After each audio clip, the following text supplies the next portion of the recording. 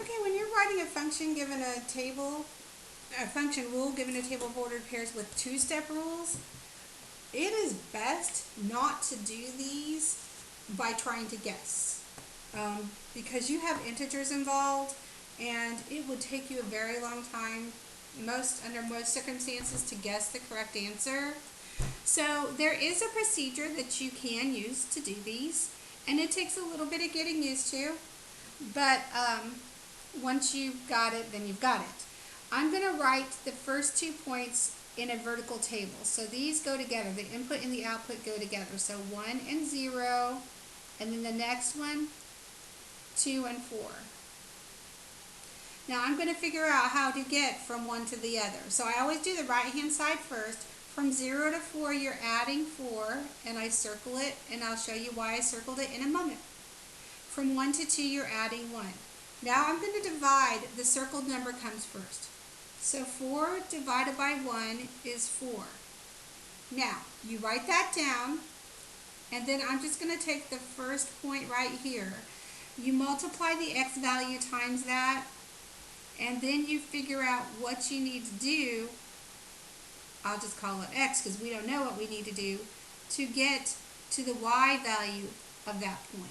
So again, once you've divided, you take it times the x value and figure out how to get to the y value. So 4 times 1 is 4, plus x equals 0. To get x by itself, I subtract 4 from both sides. Opposites cancel. 0 minus 4 is negative 4. So that 4 that you got here goes in front of your n, and then this number, whatever x was, goes behind it. So that is your function rule. So 4 times 1 is 1, take away 4 is 0.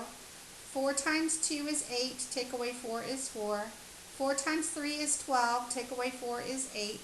4 times 4 is 16, take away 4 is 12. So you can check yourself to see if you have the right answer, which we did. Okay, so again, here is what I did. I made a vertical table out of the first 2 sets of numbers. So 1 goes with 4, and the next one, 2 goes with 3. From 4 to 3, you subtract 1, and from 1 to 2, you add 1. Circle number first, negative 1 divided by the number that's not circled over here. Negative 1 divided by 1 is negative 1. So then you take your first point and multiply. Negative 1 times 1 plus something equals 4, the output. So negative 1 times 1 is negative 1 plus x equals 4. I'm going to add 1 to both sides so that x is by itself. Opposites cancel. X equals 5.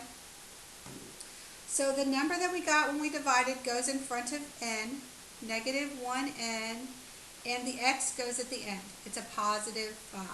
So if it's a positive, you do have to put the plus sign. Okay, the next one, writing it as a vertical table. So 1 goes with negative 9. I just usually use the first 2 points. You can use any combination of points, inputs and outputs. 2 goes with negative 12. Okay, from negative 9 to negative 12, that's getting farther away from 0. So it's subtracting, and then 12 take away 9, it's subtracting 3. It's a negative because it's getting farther away from 0. From 1 to 2 is adding 1. So I'm going to do negative 3 divided by 1 because I had a 1 over here. That's going to give me negative 3. So I'm going to need that in front of my n in my answer. So I've got that part already. Now you take the first the first point, and multiply that by that, and then figure out how to get to the output, negative 9. So negative 1 times negative 3 is negative 3 plus x equals negative 9. I'm going to add 3 to both sides because you have to do opposites. Opposites cancel. X equals, I have a negative number and a positive number. The signs are different, so I have to find the difference. I have to subtract. So 9 take away 3 is 6. The 9 is larger, it's negative, that gives you a negative 6. So you have to subtract 6 on this. So that is the two-step rule.